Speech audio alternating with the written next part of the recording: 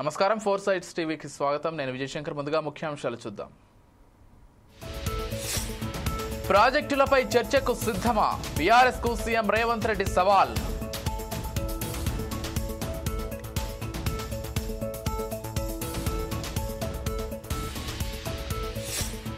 BC రిజర్వేషన్లకు అడ్డుపడితే ఊరుకోం. BRS బీజేపీకి Ponnam warning.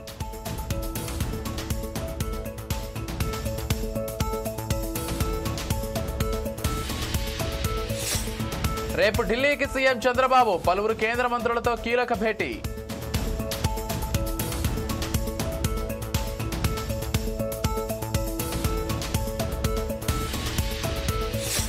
Undocking success. రేపు భూమి మీదకు శుభాంశు శుక్లా బృందం.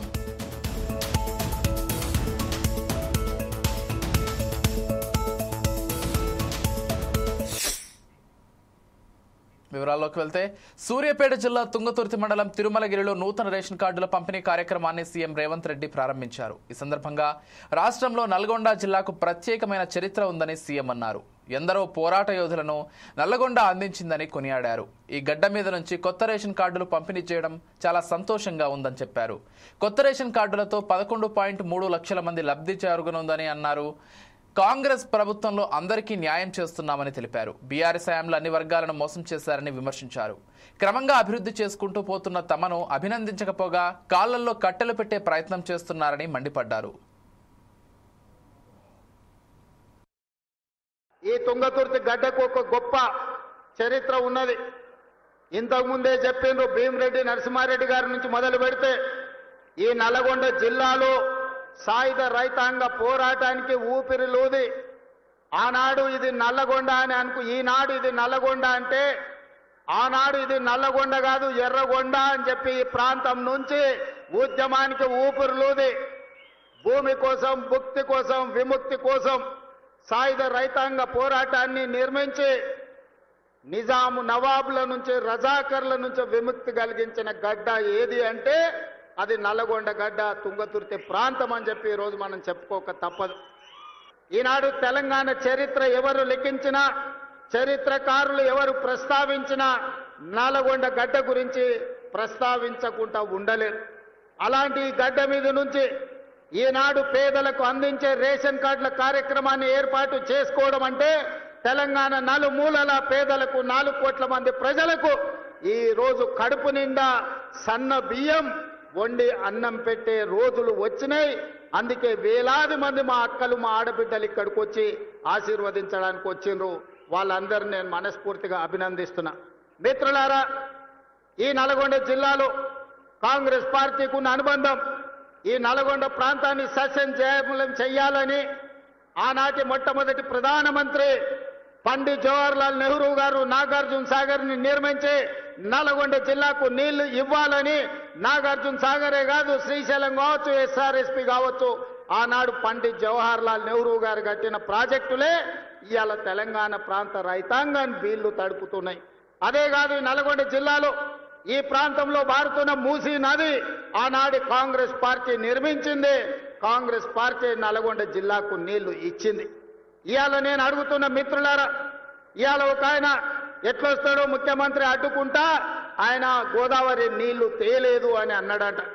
నేను ఆయనకు చెప్పదలుచుకుని పక్కనే కూతవేటు దూరం ఉంది, ఈ పక్కనే ఉన్నాడు. ఆయన ఉన్నది 3 అడుగులు, ఆయన 6 అడుగులు ఎత్తే కూర్చున్నాడట ముఖ్యమంత్రిని అడ్డుకుంటా అని. 3 అడుగులు ఆయనకు నేను ఒక మాట చెప్పదలుచుకున్నా.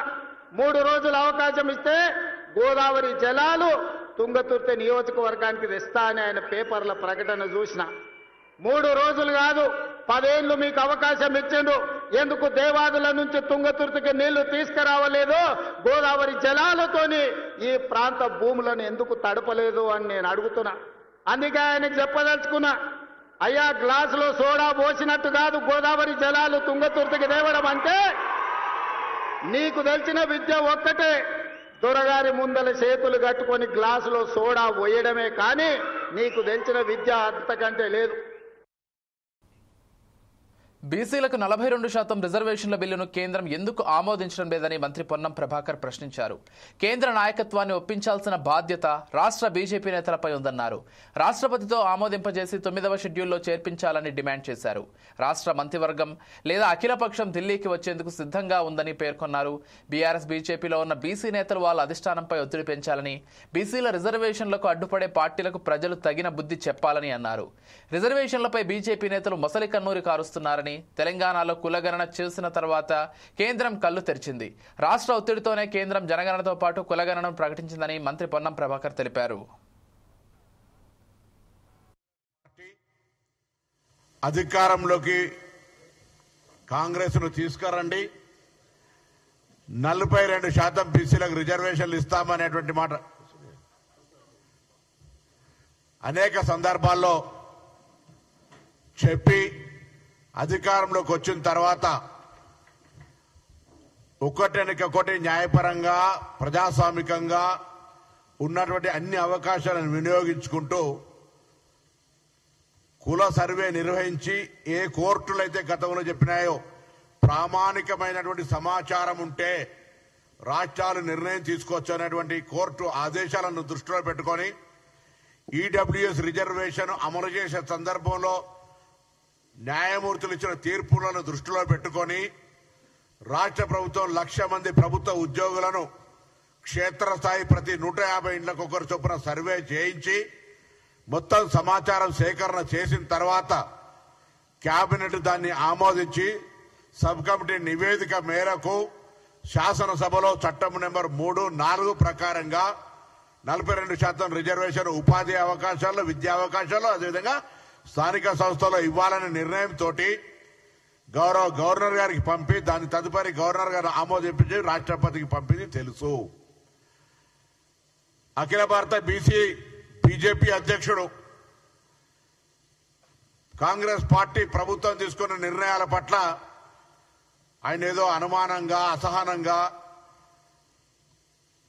మాట్లాడుతున్నటువంటి సందర్భాన్ని దృష్టిలో పెట్టుకుని ఇలా మేము తెలంగాణ రాష్ట్ర కాంగ్రెస్ పార్టీకి సంబంధించినటువంటి బలహీన వర్గాల నాయకుల పక్షాన్ని అడుగుతా ఉన్నాం. లక్ష్మణ్ గారు, మీరు అఖిల భారత బీజేపీ పార్టీ అధ్యక్షులు. మేము చేస్తున్న ప్రక్రియ సరికాదు అంటే మా ప్రభుత్వానికి చిత్తశుద్ధి ఉంది.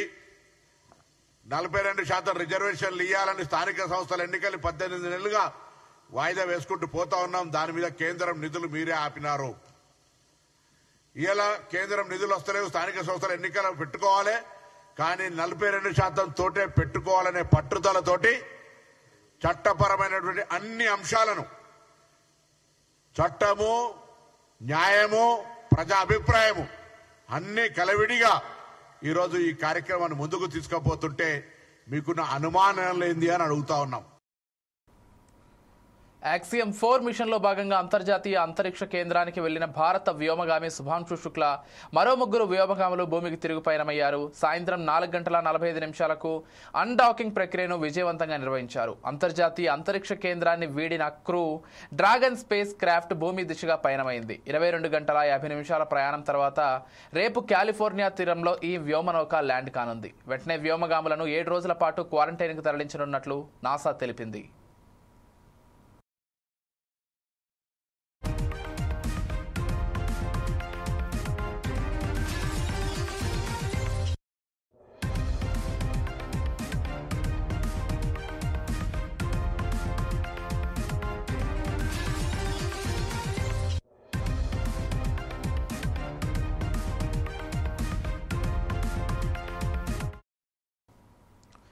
ఖమ్మం జిల్లా రూరల్ మండలం కసానా తాండాలో దారుణం చోటు చేసుకుంది. కసానాలో విద్యుత్ షాక్తో మూర్తి ముత్తమ్మ అనే మహిళ మృతి చెందింది. విద్యుత్ శాఖ అధికారుల నిర్లక్ష్యంతోనే మహిళ మృతి చెందిందని గ్రామస్తులు ఆగ్రహం వ్యక్తం చేశారు. దీంతో గ్రామస్తులు పల్లెగూడెం సబ్స్టేషన్ ఎదుట ఆందోళన చేపట్టారు. విద్యుత్ శాఖ అధికారులపై చర్యలు తీసుకోవాలని ఖమ్మం మహబూబాబాద్ ప్రధాన రహదారిపై రాస్తారోకో చేపట్టారు. తమకు న్యాయం జరిగే వరకు ఆందోళన విరమించేది లేదని అక్కడే బైఠాయించారు గ్రామస్తులు.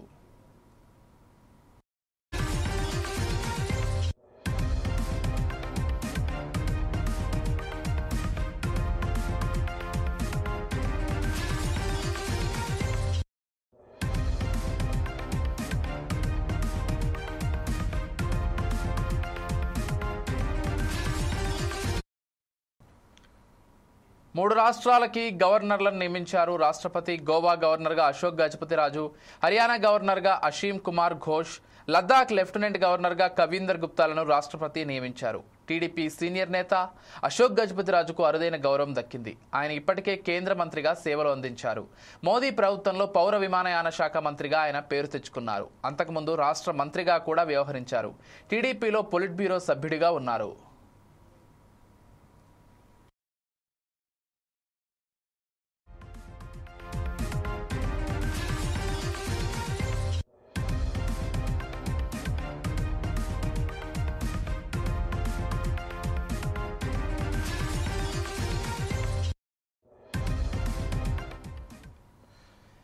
గజపతిరాజుల కుటుంబం నుంచి 11వ సంరక్షకుడిగా అశోక్ గజపతిరాజు ఉన్నారు. తొలిసారి ఆయన 1978లో జనతా పార్టీ తరఫున విజయనగరంలో గెలుపొందారు. 2004 మినహా 1983, 2009 ఎన్నికల్లో టీడీపీ నుంచి వరుస విజయాలు సాధిస్తూ 7 సార్లు ఎమ్మెల్యేగా విజయం సాధించారు. 2014లో విజయనగరం ఎంపీగా ఆయన విజయం సాధించారు. మోదీ కేబినెట్లో పౌర విమానయాన శాఖ మంత్రిగా ఆయన పనిచేశారు. ఏపీకి ప్రత్యేక హోదా కోరుతూ 2018లో కేంద్ర పదవికి రాజీనామా చేశారు. ఎన్టీఆర్, చంద్రబాబు కేబినెట్లలో 25 ఏళ్ల పాటు మంత్రిగా పనిచేశారు. తెలుగుదేశం పార్టీ పొలిట్ బ్యూరో సభ్యుడిగా కూడా ఉన్నారు. మహారాజా అలక్ నారాయణ విద్యా సంస్థలను నిర్వహిస్తున్నారు. అలాగే మాన్సాస్ ట్రస్ట్ చైర్మన్గా ఆయన బాధ్యతలు కొనసాగిస్తున్నారు. గతంలో ఆంధ్ర క్రికెట్ అసోసియేషన్ అధ్యక్షుడిగా ఉన్నారు. అంతేకాకుండా విదేశాల్లో ఉన్నత విద్య చదివారు. వివాద రహితుడిగా ఆయనకు ఒక మంచి పేరు ఉంది.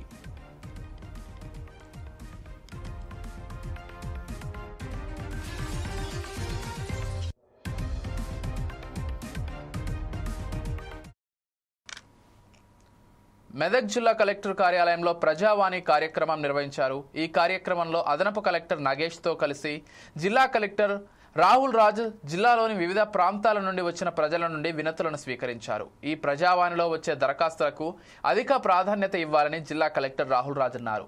ఒకే సమస్య పైన పలుమార్లు వినతిని సమర్పించకుండా ఎప్పటికప్పుడు గ్రీవెన్స్లో వచ్చిన దరఖాస్తులకు సంబంధించి క్షేత్రస్థాయి పరిశీలన పూర్తి కాగానే తీసుకున్న నిర్ణయాన్ని సదరు వ్యక్తికి సమాచారాన్ని చేరవేయాలన్నారు.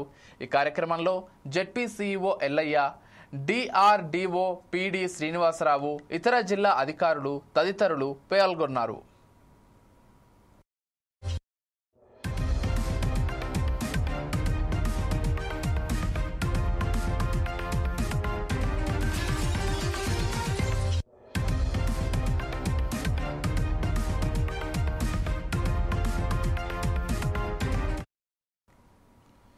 మెదక్ జిల్లా కలెక్టర్ కార్యాలయంలో ప్రజావాణి కార్యక్రమం నిర్వహించారు. ఈ కార్యక్రమంలో వివిధ ప్రాంతాల నుండి వచ్చిన ప్రజల వద్ద నుంచి వినతులను జిల్లా కలెక్టర్ రాహుల్ రాజ్, అదనపు కలెక్టర్ నగేష్ స్వీకరించారు. ఈ సందర్భంగా మెదక్ జిల్లా సింగూరు నుండి నీటిని వెంటనే ఘనాపురం ఆనకట్టకు విడుదల చేసి రైతులను ఆదుకోవాలని జిల్లా కలెక్టర్ రాహుల్ రాజ్కి బీఆర్ఎస్ పార్టీ అధ్యక్షురాలు మాజీ ఎమ్మెల్యే పద్మా దేవేందర్ రెడ్డి ఫిర్యాదు చేశారు.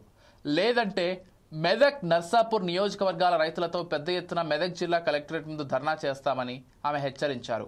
ఈ కార్యక్రమంలో నర్సాపూర్ ఎమ్మెల్యే సునీత లక్ష్మారెడ్డి, మాజీ MLC Sheri, Subhash Reddy, BRS party నాయకులు తదితరులు పాల్గొన్నారు.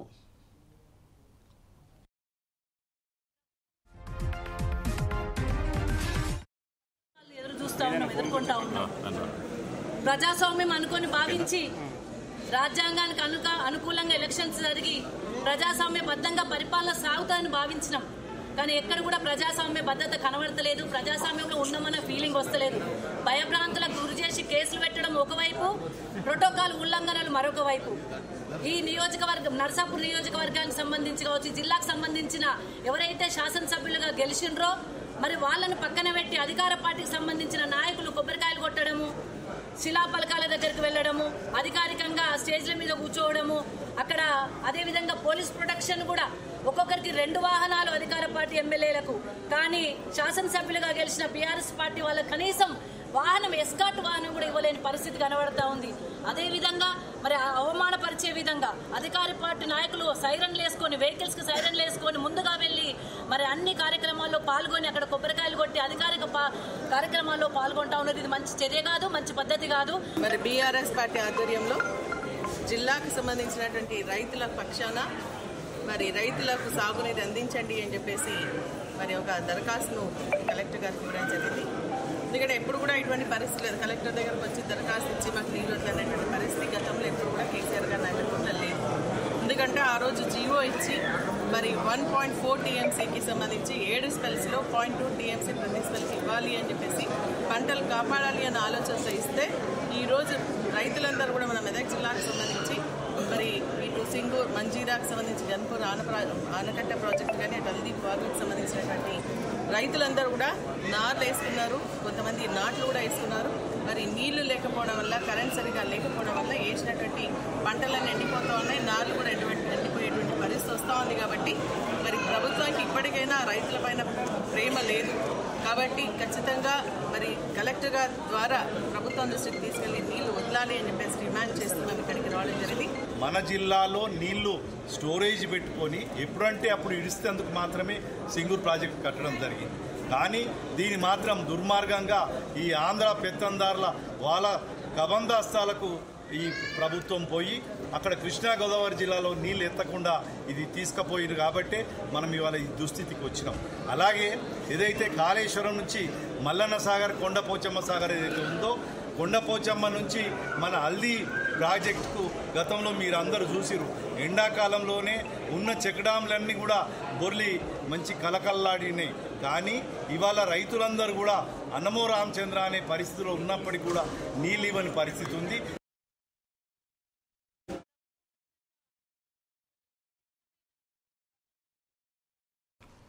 జల వివాదంపై చర్చకు తెలుగు రాష్ట్రాల సీఎంల భేటీకి కేంద్రం ఏర్పాట్లు చేస్తుంది.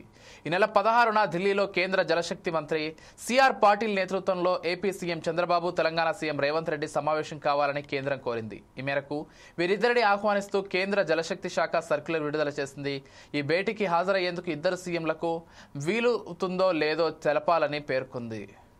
ఇక మరోవైపు కృష్ణా గోదావరి వాటాల సాధనకు కేంద్రంపై ఒత్తిడి తేవాలని తెలంగాణ సీఎం రేవంత్ రెడ్డి నిర్ణయించారు.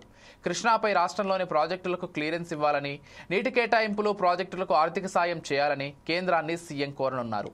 ఏపీ సీఎం చంద్రబాబు రేపు ఢిల్లీ వెళ్లనున్నారు. మధ్యాహ్నం 12 గంటలకు ఆయన అక్కడికి చేరుకోనున్నారు. కేంద్ర మంత్రులు అమిత్ షా, అశ్విని వైష్ణవ్, సిఆర్ పాటిళ్లతో సమావేశం కానున్నారు. ఈ నెల 17న రాత్రి 9 గంటలకు తిరిగి విజయవాడకు చంద్రబాబు చేరుకోనున్నారు.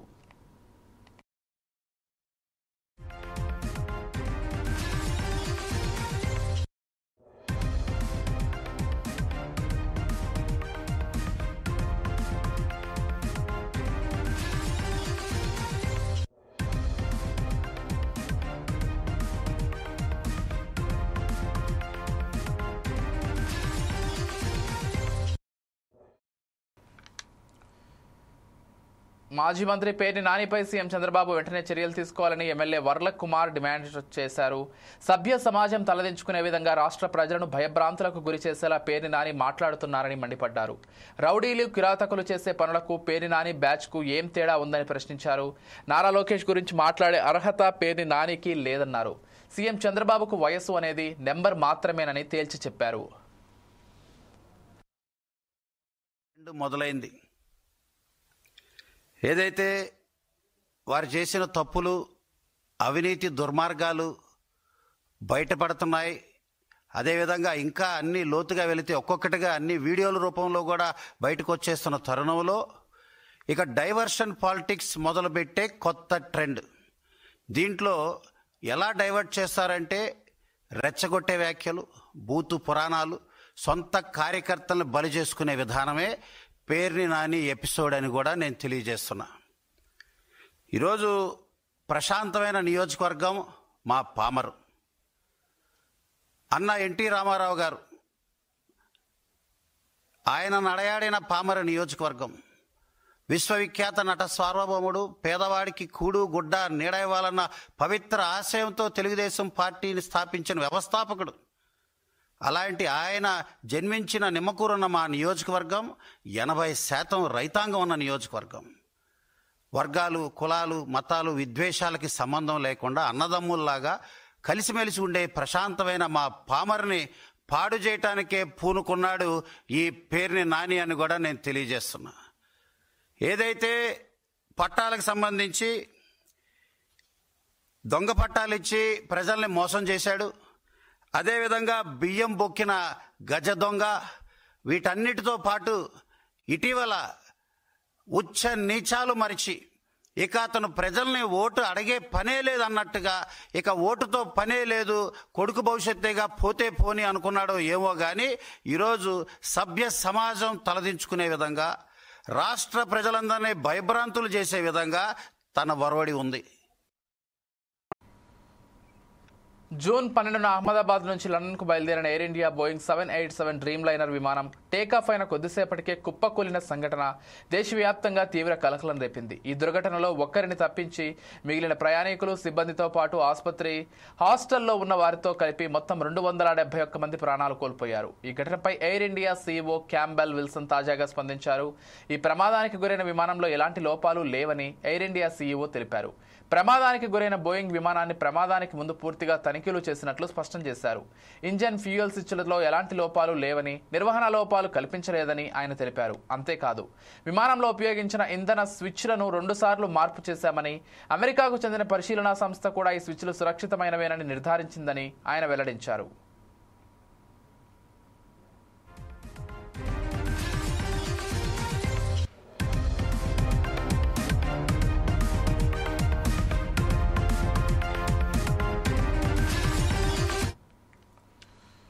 ఇవే bulletin updates. Keep watching 4 Sides TV.